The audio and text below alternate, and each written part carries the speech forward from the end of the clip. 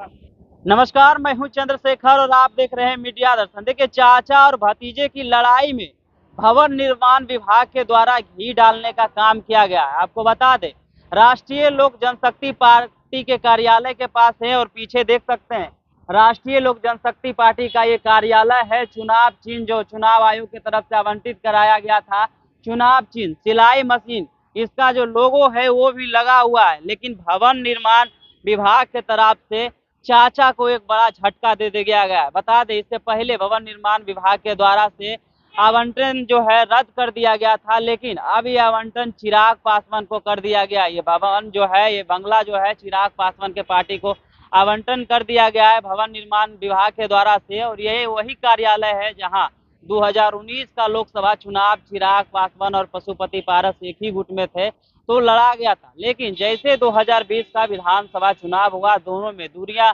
बढ़ने लगी, खटास हुआ और पार्टी दो भागों में बट गया, जिसके बाद इस पार्टी कार्यालय को राष्ट्रीय लोक जनशक्ति पार्टी के नाम से जाने जाने लगा। और दूसरी तरफ लोक जनशक्ति रामविलास पार्टी यानी चिराग गुट को वो जो है पार्टी आवंटित हुआ, जिसके बाद अब जो है चिराग बिहार में जिस प्रकार से 2024 का लोकसभा चुनाव था, चिराग के पास 5 सांसद है। वही बात करें पशुपति पारस के पास तो 0 सांसद है। लेकिन भवन निर्माण विभाग के द्वारा से जिस प्रकार से आवंटन रद्द करने के बाद चिराग पासवान को ये बंगला आवंटित किया गया है, इसको लेकर क्या सियासी हलचल है, इन तमाम बिंदुओं पे हमारे साथ बात करने के लिए राष्ट्रीय लोक जनशक्ति पार्टी के प्रवक्ता हैं श्रवण अग्रवाल, इनसे हम बात करेंगे। पहले आवंटन रद्द किया गया, अब चिराग पासवान को बंगला आवंटित कर दिया गया, कैसे देखते में आवंटन रद्द करना बिल्कुल गलत है। भवन निर्माण के विभाग के द्वारा जो फैसला लिया गया है बिल्कुल गलत है। इसको हम चुनौती देंगे। हैं? आगे क्या रणनीति रहेगी? आगे क्या रणनीति है? हमारी पार्टी को राज्य स्तरीय पार्टी का दर्जा प्राप्त है।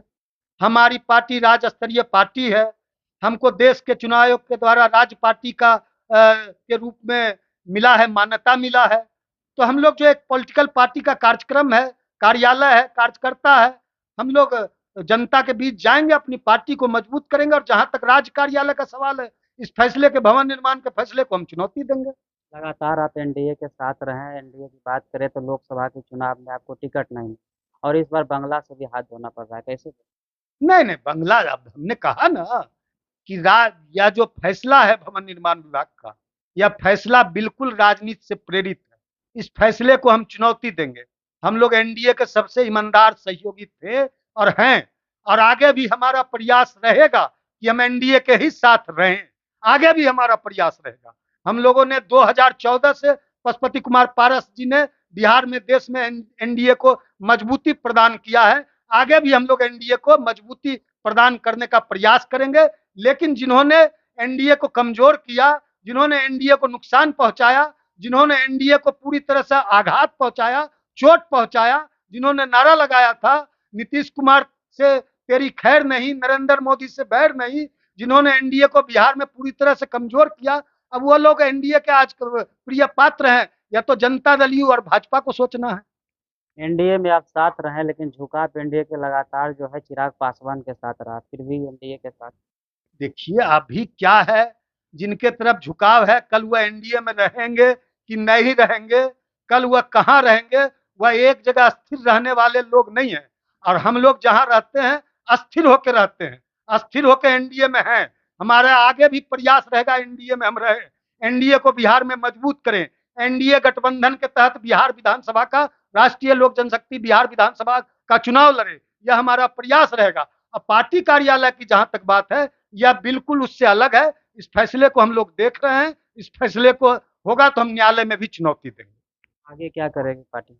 आगे पार्टी का जो पार्टी हम लोग जो पार्टी का फंक्शन है, पार्टी हमारी पार्टी पूरी मजबूती से बिहार में है, पूरी मजबूती से हम लोग पार्टी चलाएंगे। गांव स्तर तक, प्रखंड स्तर तक, पंचायत स्तर तक, बूथ स्तर तक हम लोग पार्टी को, संगठन के ढांचा को और भी मजबूत करेंगे, और भी धारदार करेंगे। पार्टी को, इस स्वरूप को और भी मजबूत करेंगे कि 2025 में पूरी मजबूती से हमारी पार्टी पूरी मजबूती से चुनाव लड़े।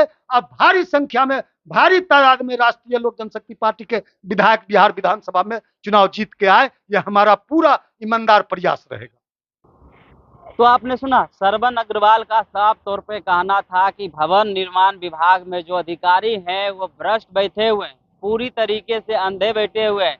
जब हमारा आवंटन रद्द किया गया था, उससे पहले जब चिराग पासवान पार्टी में थे, तो उस समय ही हम भवन निर्माण विभाग को ये आवेदन दिए थे कि इसका जो बकाया किराया है हमें बताया जाए, और हम जो है राजकीय पार्टी है, इसलिए हमें जो है नवनिर्मित बंगला दिया जाए, या तो इन्हें नवनिर्माण करा के हमें आवंटित किया जाए। लेकिन भवन निर्माण विभाग की तरफ से कुछ प्रतिक्रिया नहीं आया है, और आज जिस प्रकार से भवन निर्माण विभाग का जो कार्रवाई देखने को मिल रहा है, इसका हम पूर्ण रूपेण विरोध करते हैं। अगर हमारे पक्ष में फैसला नहीं आती है तो हम न्यायालय का भी सहारा लेंगे। तो ऐसे ही खबरों से लगातार अपडेट कराते रहेंगे, आप देखते रहिए मीडिया दर्शन।